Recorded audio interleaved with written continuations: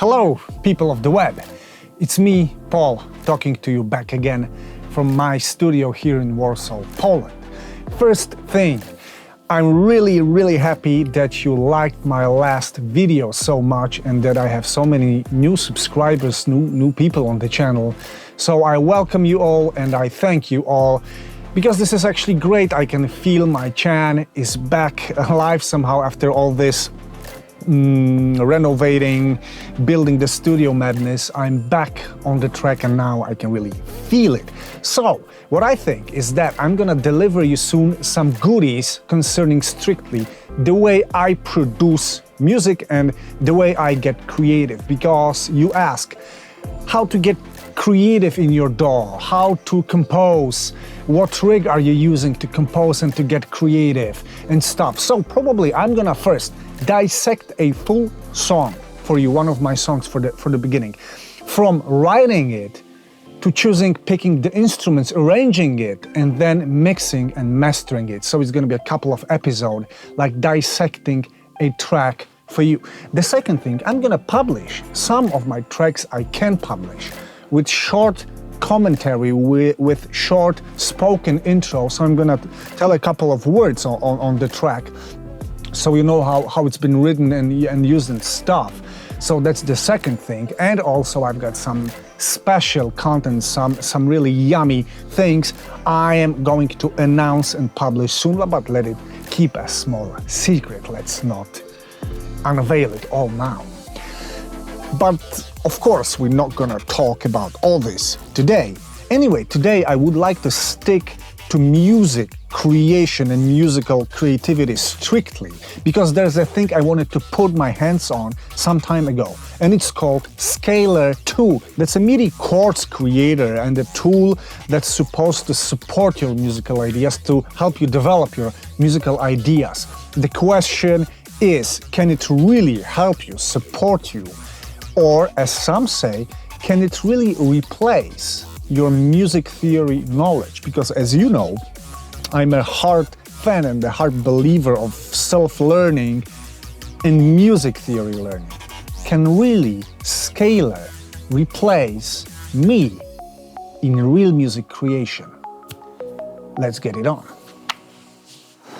And just to make it clear, guys, this is really the very first time I have any contact with SCALER. I've never used it, I never demoed it, and now I'm gonna go to Plugin Boutique and I'm just gonna buy and install it. So give me a second.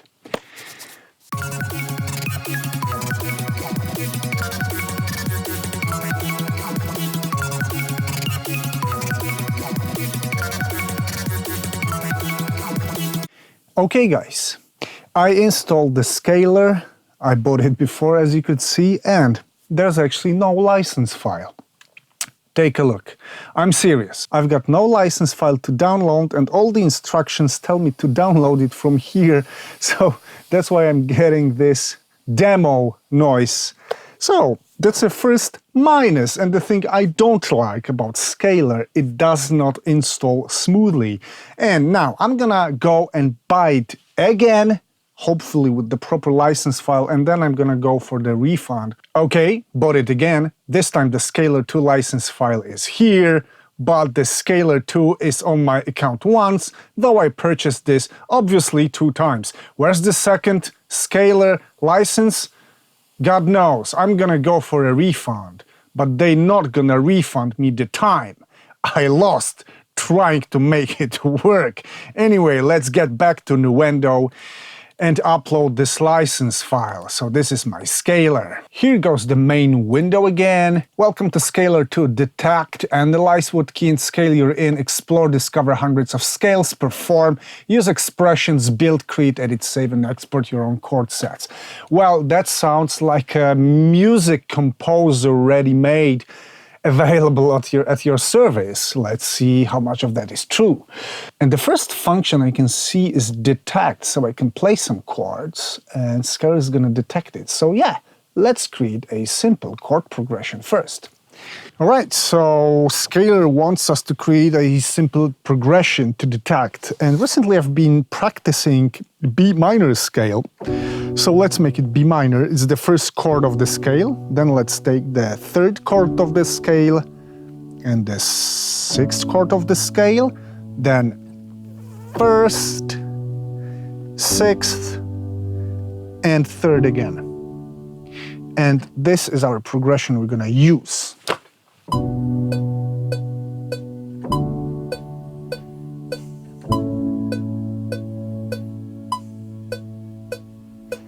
Okay, we've got our chord progression created. Let's quantize it quickly. All right, so this is the most plain, the simplest thing I could come up in seconds. I suppose now I have to do the MIDI capture.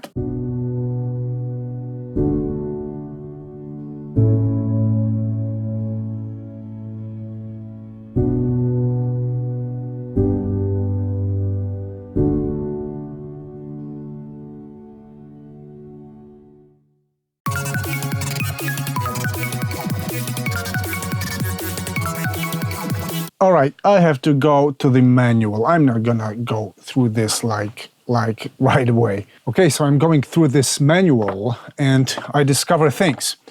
There's the menu called playback and I have expressions in this menu. For example, I can make it, for example, phrases mode, and he's gonna turn my chords into something else. Listen to it.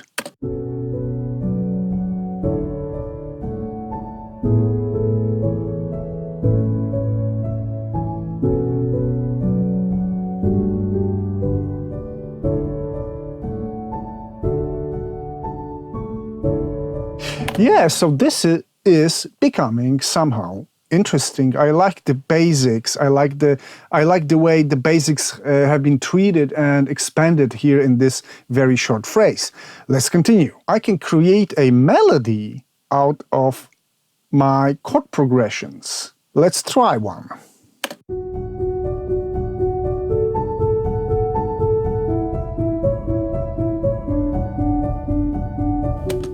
No, this is crap. This is not interesting at all. Let's try a different one.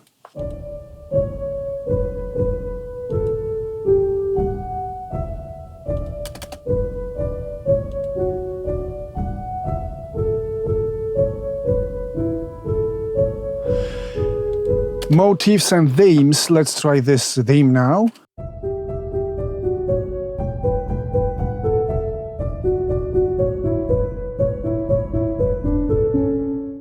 I'm not a fan of this, I have to tell you. This is my first impression. This is very mechanic, and this actually takes away all the fun of creating things by yourself. This is nothing really complicated. You can come up with this easily by yourself. Don't take this pleasure away from yourself. Nothing too fancy. Let's continue. All right, the next thing is I can play the arpeggio. Okay, let's go. This is like simple.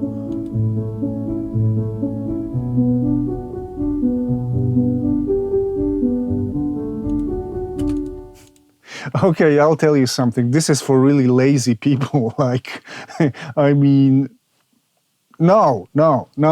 Forward. Strumming. Okay, strumming. What does strumming do?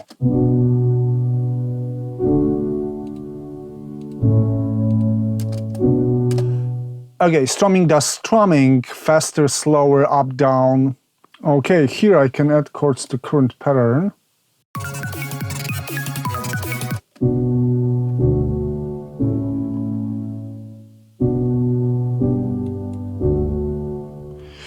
So it detects the chords I played, then I can use them to make a pattern of this kind. So what's next?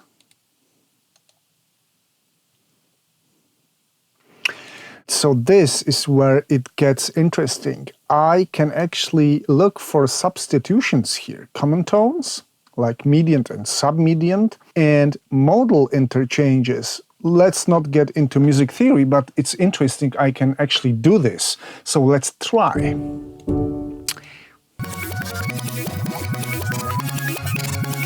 Let's play it.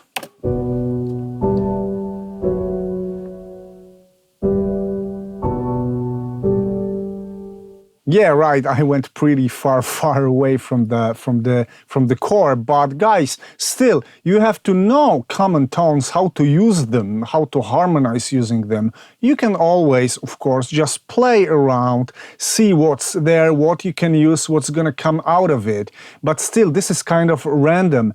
This is not like, it's not gonna really help you writing interesting music if you don't know what's up, what's really going on. This is what I believe. And if you know what's going on, and if you feel like lazy, you're gonna take some shortcuts instead of banging your keyboard, but banging the keyboard looking for chords is interesting itself. So why to go for this? Anyway, let's continue. Anyway, I'm hungry and this is getting long,